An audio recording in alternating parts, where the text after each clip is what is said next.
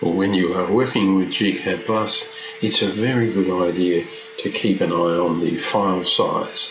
You can do that with Windows tools, of course. Just look at the file. The one I have here is 2 megabytes in size.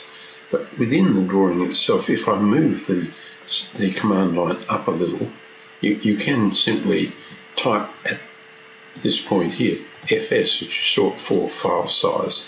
You can see it's currently sitting at 1551, so 1.5 megabytes.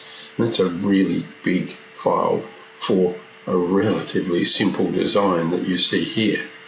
Now, in the AutoCAD world, and gCADPlus is modelled on AutoCAD, they use a command called purge to clean up a drawing and to reduce the file size.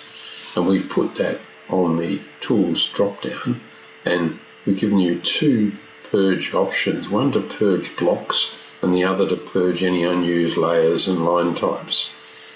There's also another way you can do it, which is a bit more visual. If you click on blocks, and if we start here, there's a very odd looking block there, but if I scroll down through the list, focus your attention here on the first line of the dialog box there, which says delete, and I'm looking for one that shows grey, and I can click it and say delete all unused blocks, and 20 blocks have been removed in that way.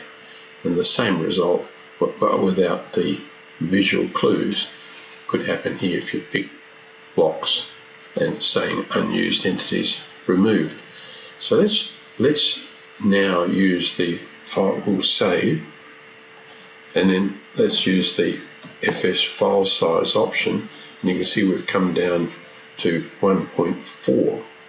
The other reason that this drawing is very big is that there are a lot of extra entities on the right hand side, and this designer starts with a template, just basically throws everything into the pot, and you might want to remove any unused entities. The design is taking shape reasonably well, but a lot of these entities on the right will be very big, and what I'm going to do now is remove some of those.